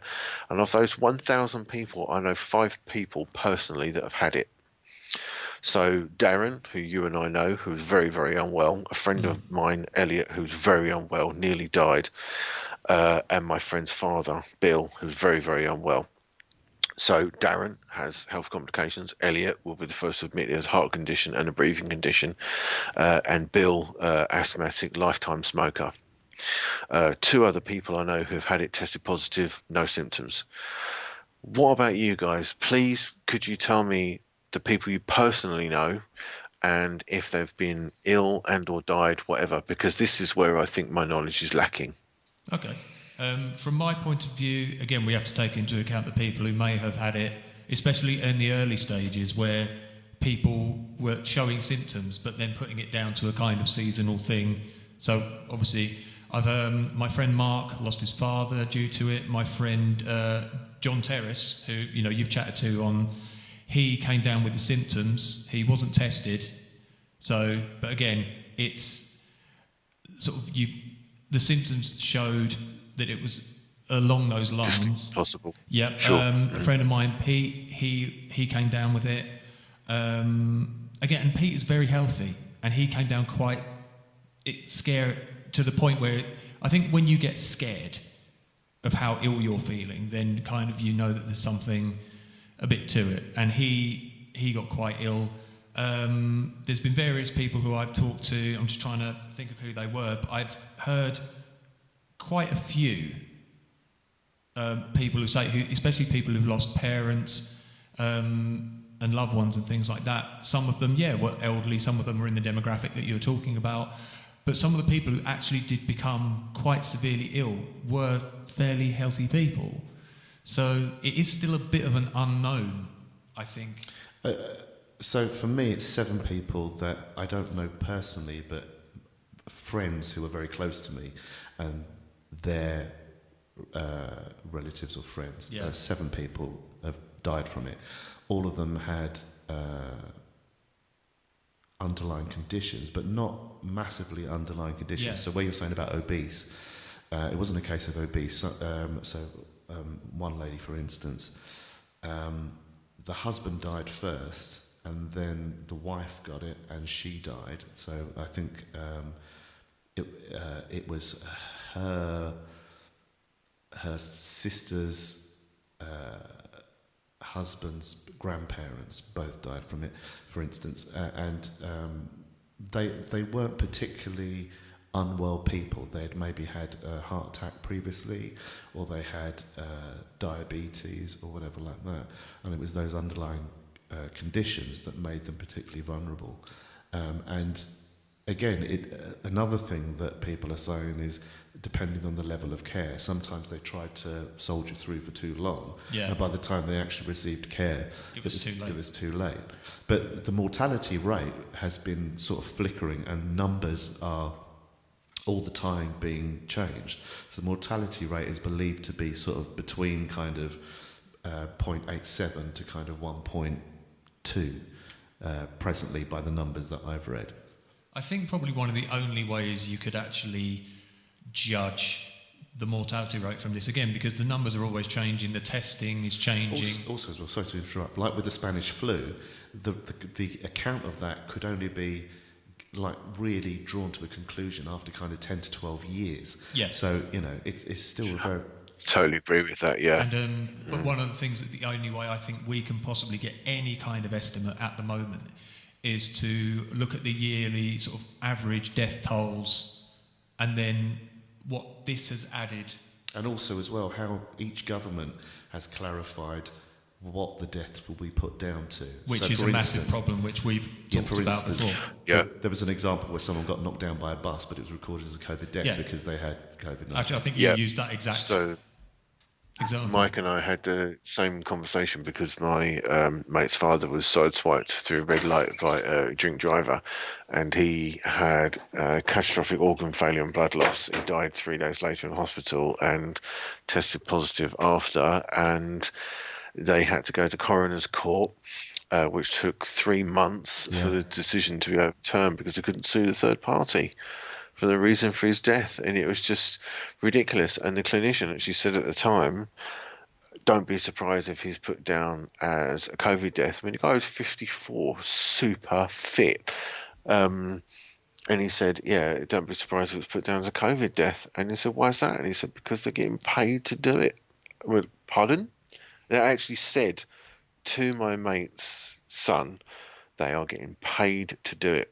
Now, that's anecdotal, agreed, but, you know, when you put the statistician from I can't remember where he's from, I think it's the Winton Centre from Cambridge. My uncle is a professor of medical biological science in Cambridge University. He quit a number of years ago, but one of his colleagues basically said that his answer was trying to reassure people on the campus, and basically what he said was when he crunched the data on the number of people that died from COVID-19 over a 10-week period from March to June, he found that the majority of people,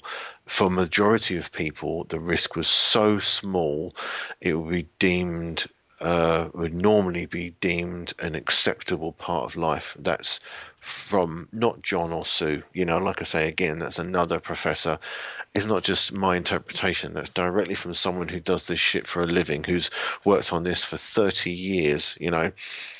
And I don't claim to know any better. Sorry, Stuart, just want to say, but by that same understanding, where you're saying that there's science labs that have said that they can't see that there's clear evidence that it's a man-made virus, you're saying, but who are they paid by? But these people are doing that for a living. What, to say that it's not acceptable, that it's an acceptable part of life? No. Where you were saying earlier that you think it's a man-made virus. Yeah. And I was saying... Most likely. Yeah, but where these labs have looked at it and they said that they cannot see any... Presently, they can't see any clear sign that it's a man-made virus. These people are doing that for a living as well. Why? So to me, and I'm not trying to haul you over the coals, just I want to understand that disparity. You're saying this bloke does it for a living, and so his words are worthy, yet these labs, where they're doing it for a living, their work is not worthy. So how do you see that disparity? I would agree. I mean, I would agree. So where's the true answer? So these arguments between us about whether or not lockdowns and masks and draconian measures are right or chaste should be up for debate. And that's the whole argument that I have, is the fact that you are absolutely right if you have one side of the argument and you're absolutely convinced by it, and you're absolutely right on the other side of that, and I don't think you have the right to, necessarily challenge someone with an unqualified point of view, or even with a qualified point of view, because I'm saying that these people, where they say we believe that it's not necessarily man-made, whereas the guy who said on the flip side that the death rate, which is, we're not talking about policy here, we're just talking about death rate, that kind of thing, is they're not being paid by anyone. It's just their job to do that, Whereas the But they're guys still who are being saying, paid "Oh, by we don't." people. Yeah, but where do they get their funding from? For example, like when you mentioned Ferguson earlier, everyone knows that guy hasn't got anything right for the last 20 years, and he just happened to be sleeping with a Labour activist, and comes up with an amazing plan to shut down the whole of the country, and do But the he was- Tories in the meantime. But he was head of that department that was looking at that study at King's College. Imperial. I'm sorry, you're right, Imperial. No, it's fine. And at the end of the day, they are primarily liberal leaning. And he, like I say, again, he hasn't got anything right in the last 20 years. And he generally is one of the people responsible for guiding governmental policy.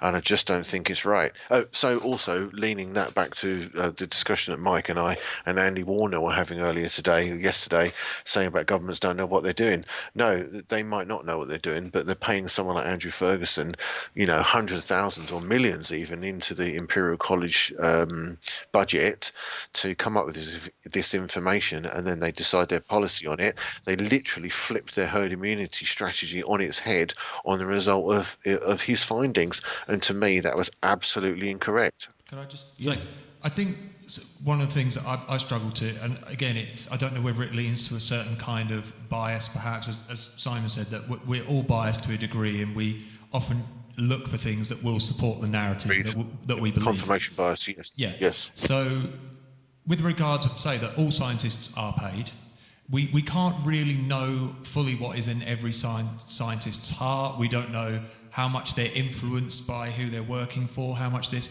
So how do you know who to believe and who to choose? Because it seems that you seem to know, when you look at these different groups, you seem to know they are worth believing over these ones. Yeah, so Ferguson, for instance, is working at Imperial.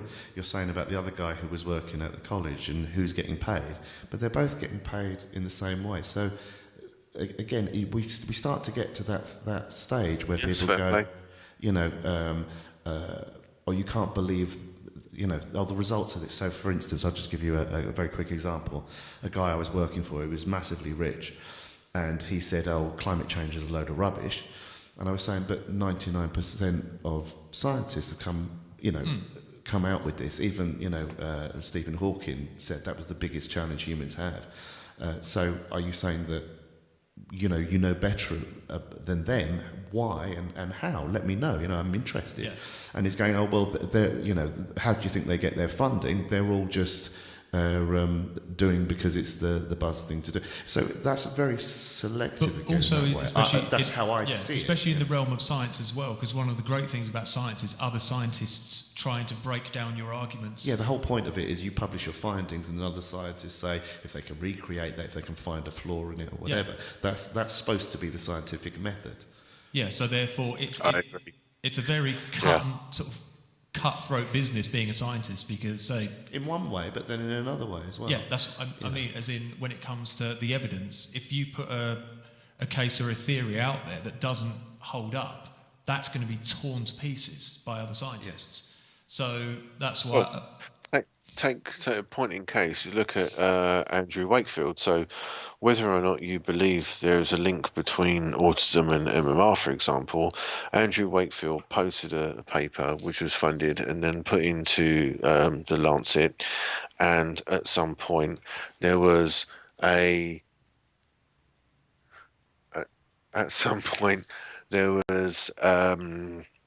study which was accepted. At some point, there was a study which was accepted, and everyone agreed that basically that was there was a good scientific basis for the results that he found. Then, because people decided that that wasn't palatable to social norms, pharmacological, acceptance, political acceptance, and vaccinology and stuff like that. They then started to pay for lots of expensive studies to discredit him, which they did. Believe that if you will, believe him if you will, whatever. Still up for debate, in my opinion. But what was important about that is that the Royal, not the Imperial College, the Royal Society, or someone did a specific study on his findings, and they said that they found that it was rational, acceptable. The control method, and also the study variance, i.e. the amount of people they used, was big enough. Yeah. They decided that they were happy with it. Size. Yeah, the sample size. Exactly. Thank you. They decided they were happy. Then, because there were bigger players at hand who decided they weren't happy with that, they did it again, threw £20 million on it, and suddenly, guess what? They changed their mind. Then they put it into the media that he's discredited, he was paid for. They don't agree with the second study. They only mentioned the first one, and they discredited everything he said, wiped the guy off the face of the earth. There is no proof whatsoever, blah, blah, blah, blah. So I've read all of this, I still read it now, and I look at that and I'm like, what the hell is going on? We've got no answers. You cannot categorically say that they are not linked when you cannot give me an answer. And it's exactly what Simon was saying earlier. It's all very well having scientific method, and you need to maintain a healthy level of skepticism. If you don't, you're going to narrow your field of vision. There's nothing worse than saying to someone, give this band's latest song a go. I don't like that band. Give it a go. This is great. You've got your own bias. That person doesn't like that band, but you're like, you might just like this. It's different. Give it a go. And that person refuses to listen to that song. You're like, man, you're a Fritz. Just give it a go. And they refuse. They give it a go, and they're like, actually, that's not that bad. You got to give it a go. You have to maintain a healthy level of skepticism, and this is my problem with the whole thing. If you can't give me a definitive answer which is proven beyond 99.9%, then you have to consider everything else. I agree. But then there's also a point where if you feel that you have enough evidence swaying into one direction, especially if it's something that affects a nation or the health of the people, you kind of have to work with what you've got. So, and if the goalposts are constantly changing, if the end goal and the knowledge that you're having is constantly changing, then you should be constantly changing with it. So, sorry, that's really interesting what you've said, Stu. But I'd just like to go back again where you're saying about Ferguson. So that he was the head of that group, but then those findings were reviewed. There was an Australian bunch of scientists that looked at that, American, all these different think tanks, one in Germany as well. And they did draw a few different conclusions when it came to the projected numbers and stuff. But they found most of the guidelines with the evidence that they looked at within the scenarios they looked at, pretty much in keeping with the study that he led. So why does that? And going back to what you were just saying about, you have to remain a certain level of skepticism, but you have to go by what the present science says at that present time. Why do you reject that so strongly? And then with the other example of the other scientist, you warm to that but reject the Ferguson thing. I see that as a disparity, and I don't quite understand. Well, let me give an example. Ferguson, who basically forced our government, because you can imagine the news story on the BB COVID. You could imagine the story on BV COVID and Channel 4 and the Mirror if they hadn't have taken the Imperial College advice.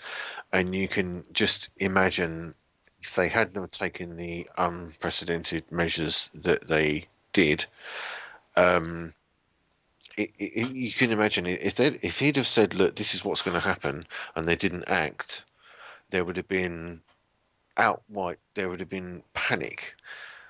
The results of Neil Ferguson's previous models, I am reading this from something just so you know, the results of his previous models produced wildly inaccurate results. The prediction of 200 million deaths worldwide from bird flu in 2005, when just 282 people died between 2003 and 9 without locking down economies, and that model had serious flaws. He used an undocumented, highly complex 13-year-old computer code for feared influenza pandemics. So, using my wife as an anecdotal example, granted, she was pregnant in 2010, she's really, really unwell. Phoned the doctor and said, I'm worried I've got flu. They said you could have H1N1. They said, come along and have a vaccine. And I literally, the top of my head came clean off. And I was like, no, no, no. And then I was racked with guilt. There were tears, there was arguments, there was this. And I'm like, if you don't have it and we have a disabled child as a result of that, I'm never going to forgive myself. But what if you do have it and then you have a disabled child for an untested, unsafe vaccine? Because I'm not anti-vax, I'm anti-unsafe vaccine. Let's get that out there as well. So she didn't have the vaccine. She got better in about 3 days, and then we had a healthy baby, fortunately. Praise Satan. So, well, Baphomet, you know, above and so below, whatever. I'm not religious at all, you know. Yeah, it was above and all that. So, yeah. So what's the right thing to do there? Tamiflu in this country, Tony Blair's regime spent 130 million with his cronyistic friends, and it wasn't even administered to the population. 130 million pounds they wasted, and it wasn't even used. And guess what? We got over it. No one locked down, no one wore masks. So what do we do? I'm not saying we should be complacent, but I'm thinking distancing and washing hands, get rid of the masks, look after your elderly population, your at-risk groups, and everyone else crack on. Can we? But why the disparity between great scepticism over Ferguson and yet the other scientist is very good? Now, I understand what you're saying about that previous study, but there was also a lot of extenuating reasons around that previous study. In that, so where you're saying they were using that code, there was also as well within that think tank that he was working with, that they had recommended, because they believed the numbers to be right at that point. Again, in retrospection, they could see that it was right. But some of the recommendations that he made in that study were very valid, and they did see some benefits from that. Can I say also something with again, you regarding the bird flu, that obviously there was this huge panic, the estimations were way out, and how many was it? 200 and what was the number? 282. Okay. 282. Now, we can't really apply that to COVID, because you could say, well, just let everyone get on with it. We know this is a far deadlier, the amount of people that have it, the amount of, just the pure contagion of it is vastly different. Right.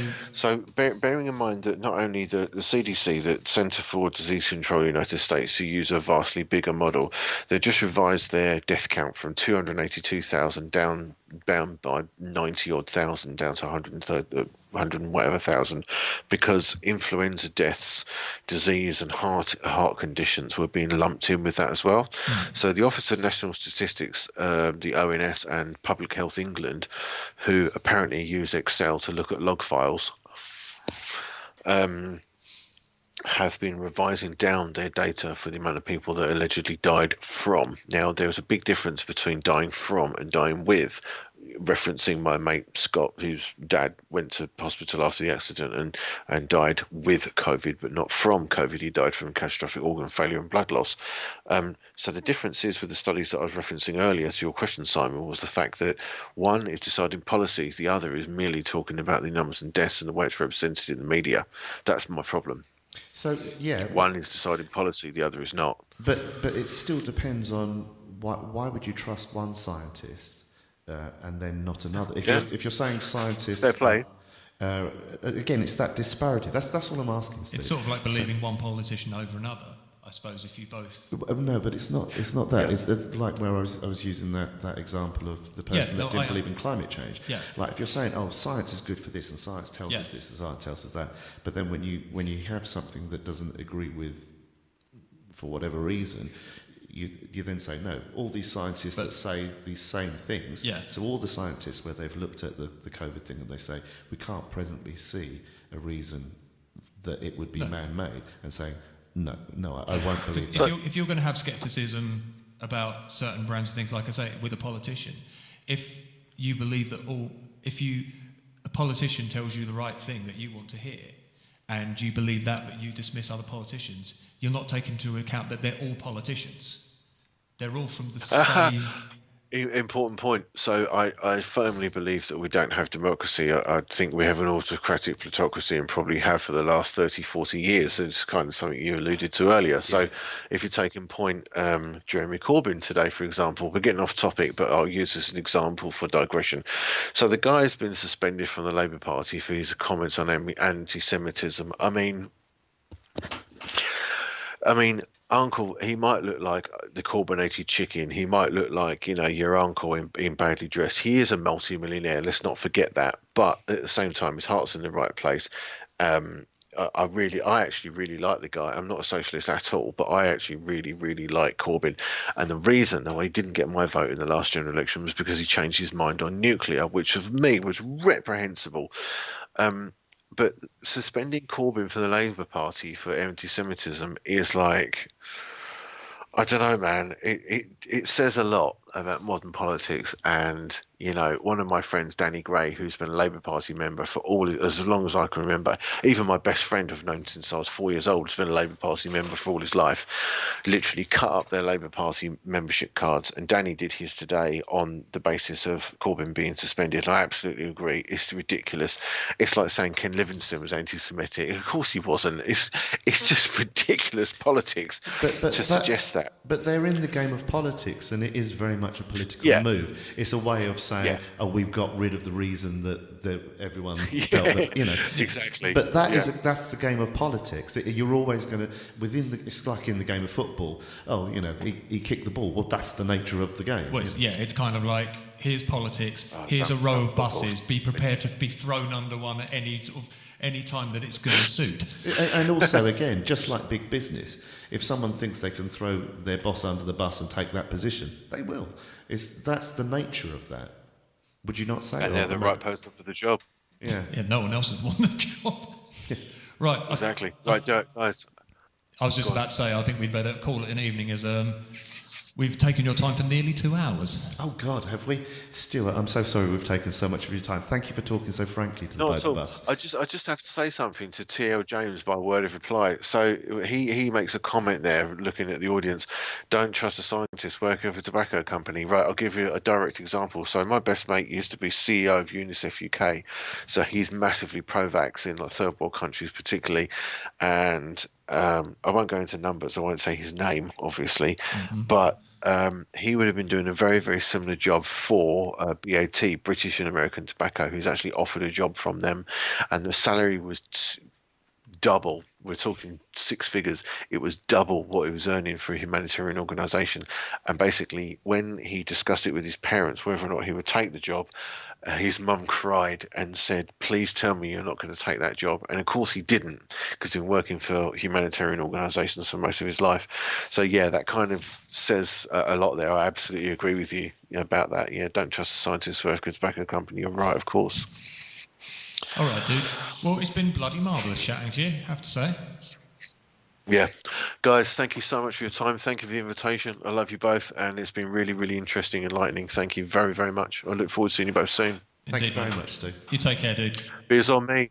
Take care, Peace. mate. See ya. Take care, buddy. Live to win. Take care. See you soon, mate. Right, just want to thank... So that was Stuart Goldberg, everybody. I really enjoyed that. It was good fun. It was. See, people, you can have a debate without shouting and screaming. No, you can't. Fuck you.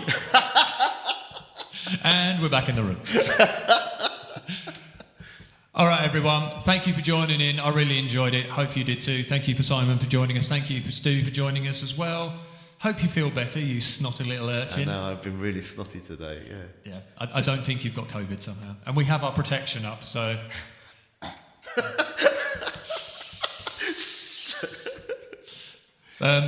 Yeah, take care, everyone. All the best, and we will see you next week. So my gig is still on at present. Have a lovely weekend. Indeed. All the best, everyone. Take care. Bye-bye.